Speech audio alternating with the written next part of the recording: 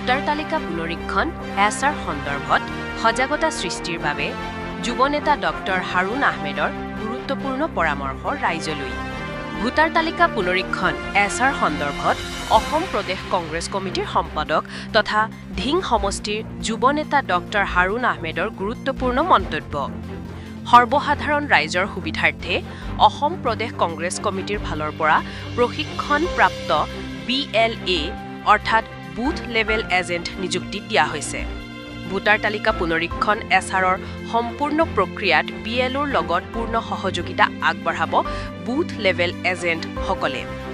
লগতে ভোটাৰ তালিকাৰ পুনৰীক্ষণৰ সময়ছোৱাত ৰাইজৰ কি কৰণীয় আছে এই সন্দৰ্ভত বহলভাৱে ব্যাখ্যা কৰে অসম প্ৰদেশ কংগ্ৰেছ কমিটিৰ সম্পাদক তথা ধিং সমষ্টিৰ যুৱ নেতা ডক্টৰ হাৰুন আহমেদে। নিউজ ডেস্কৰ ৰিপৰ্ট বটদ্ৰৱা লাইভ। এতিয়া যেটো এছআৰ হ'ব সেইটো 2026 চনৰ 1 জানুৱাৰী ভিত্তি তাৰিখ হিচাপে লৈ কৰা হ'ব। অৰ্থাৎ কিছুমান টেকনিক্যাল কথা আছে যিবিলাক আমি সাধাৰণ ৰাইজে জনাৰ দৰকাৰ।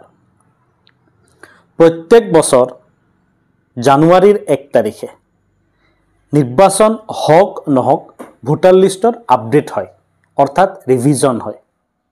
আমি গম নোপোৱাকে ৰিভিজন হৈয়ে থাকে, প্ৰত্যেক বছৰতে হয় ৰিভিজন। তাতে যদি কোনো মৃত ব্যক্তি থাকে তেওঁলোকৰ নাম আঁতৰাব লাগে, যদি কোনো আমাৰ ছোৱালী থাকে বিবাহিত হৈ অন্য স্থানলৈ গ'লগে তেওঁলোকৰ নাম কাটিব লাগে, ক'ৰবাত ভোটাৰ স্থানান্তৰ কৰিব লাগে, সেইবিলাকো কৰা হয়। ইটছ এ ৰুটিন ৱৰ্ক, এইটো হৈছে এটা নৰ্মেল কাম। এতিয়া এছআৰ যিটো হ'ব সেই এছআৰটো হৈছে নিৰ্বাচন সন্মুখত ৰাখি ভোটাৰ লিষ্টৰ এটা পুনৰীক্ষণ কৰা হ'ব যে ইয়াতে কোনো বেমেজালি আছে নেকি, কোনো মানুহৰ নাম ৰিপিট হৈ আছে নেকি, কোনো মানুহৰ নাম ডাবল হৈ আছে নেকি, কোনো মানুহৰ নাম মৃত ব্যক্তিৰ নাম আছে নেকি, কোনোবা ডুপ্লিকেট ভোটাৰ আছে নেকি, এই কথাখিনি ভালকৈ চালি জাৰি চাই ভোটাৰ লিষ্টখন আকৌ এবাৰ শুদ্ধকৈ বনোৱাৰ যিটো প্ৰক্ৰিয়া সেই প্ৰক্ৰিয়াটো হৈছে এছআৰ প্ৰক্ৰিয়া। এতিয়া কথা হ'ল নিৰ্বাচন আয়োগে কিছুমান ডেট বান্ধি দিছে, যেনেকৈ নৱেম্বৰৰ 22 তাৰিখ অৰ্থাৎ অহা কাইলৈৰ পৰা গোটেই ৰাজ্যজুৰি এই প্ৰক্ৰিয়াটো আৰম্ভ হ'ব। ইয়াতে কি হ'ব, BLO সকলে ঘৰে ঘৰে আহি বা তেওঁলোকৰ ছিষ্টেম মতে ভোটাৰ লিষ্টৰ একফালৰ পৰা নামবিলাক চেক কৰি যাব। প্ৰত্যেকটো ভোটগ্ৰহণ কেন্দ্ৰত এটা এটাকৈ নাম চেক কৰি যাব।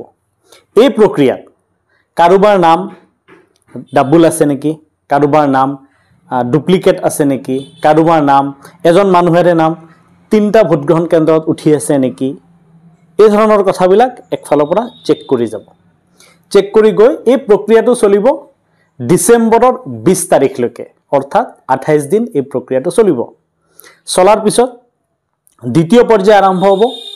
ফৰ্ম কিছুমান আছে, যেনেকৈ ফৰ্ম 6, 7, 8 এনেকুৱা কিছুমান ফৰ্ম আছে।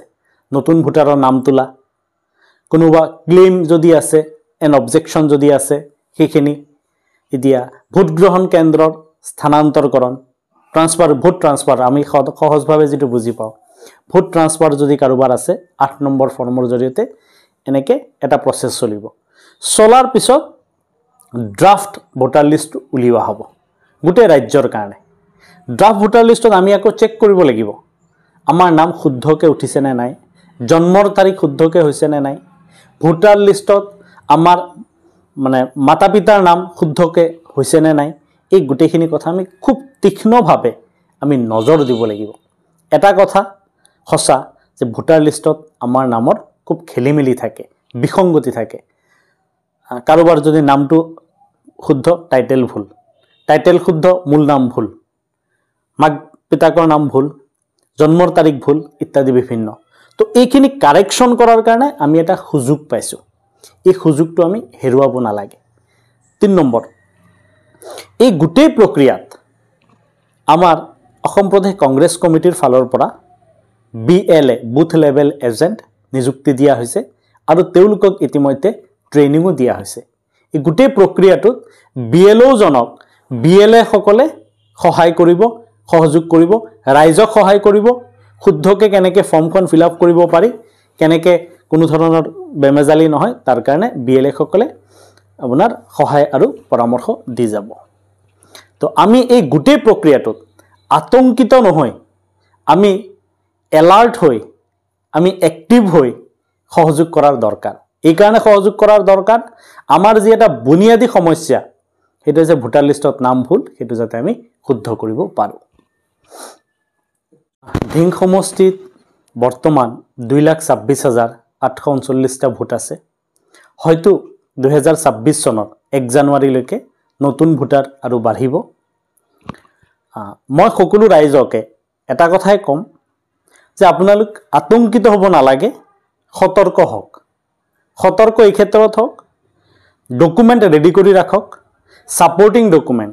ধৰক মোৰ এই নামটো শুদ্ধ কৰাৰ কাৰণে মই আবেদন কৰিছোঁ। মোৰ আধাৰ কাৰ্ডত থকা ডকুমেণ্ট, মোৰ স্কুল চাৰ্টিফিকেট, মোৰ পেন কাৰ্ড, ছাপৰ্টিং যিখিনি ডকুমেণ্ট লাগে সেইখিনি আমি ৰেডি কৰি থ'ব লাগে। BLA আৰু BLO দুয়োজনৰ লগত আমি যোগাযোগত থাকিব লাগে। আমি খাটি খোৱা মানুহ, শ্ৰমজীৱী মানুহ, কোনো মানুহৰ নাম যাতে বাদ পৰি নাযায়, কোনো এজন ভাৰতীয় মানুহৰ নাম যাতে ভোটাৰ লিষ্টৰ পৰা বাদ পৰি নাযায়।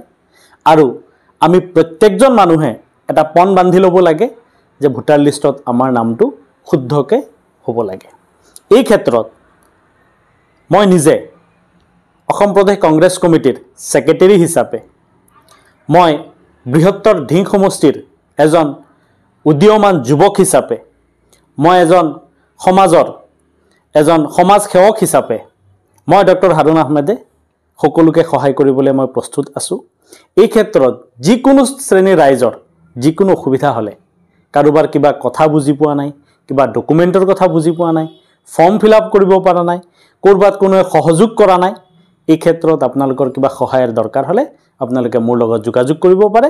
মই এই ক্ষেত্ৰত আপোনালোকক সম্পূৰ্ণভাৱে সহায় সহযোগ কৰি যাম। আৰু এটা সৰু কথা দেখা যায় যে ধিং সমষ্টিৰ বহুত যুৱক কৰ্মসূত্ৰে বৰ্তমান বহিৰাজ্যত আছে। এই সময়ছোৱাত, পুনৰীক্ষণৰ সময়ছোৱাত তেখেতসকল আহিব লাগিব নেকি? এই বিষয়ে আপোনালোকে অলপ কৈ দিয়ক। খুব গুৰুত্বপূৰ্ণ কথা। এই যিটো ভেৰিফিকেশ্যন হ'ব, তেওঁলোক আহিব নালাগে, কিন্তু তেওঁলোকৰ যি তথ্য, সেই তথ্যখিনি যাতে ঘৰত থাকে। আধাৰ কাৰ্ডৰ কপি, এতিয়া আজি ধৰক ভেৰিফিকেশ্যনৰ কাৰণে আহিল, অহাৰ লগে লগে ইয়াতে এটা ঘৰত হাউচ নম্বৰ 17 ধৰি ল'লোঁ মই, তাতে 10জন ভোটাৰৰ নাম আছে, 4জন কৰ্মসূত্ৰে বাহিৰত। সেই 4জনৰ ঘৰত কোনো ডকুমেণ্টেই নাই, দেখুৱাবই পৰা নাই, সেনেকুৱা যাতে নহয়। যদি তেওঁলোক কৰ্মক্ষেত্ৰত বাহিৰত আছে, তেওঁলোকৰ ডকুমেণ্ট, আধাৰ কাৰ্ড, পেন কাৰ্ড বা অন্যান্য যিখিনি যাৱতীয় ডকুমেণ্ট, সেইখিনি ফটোষ্টেট কৰি ঘৰতে থৈ দিয়ক। যিখিনি সময়ত এই প্ৰক্ৰিয়া আৰম্ভ হ'ব, যাতে ঘৰৰ মানুহখিনি দিব পাৰে জমা, কোনো জৰুৰী নহয়।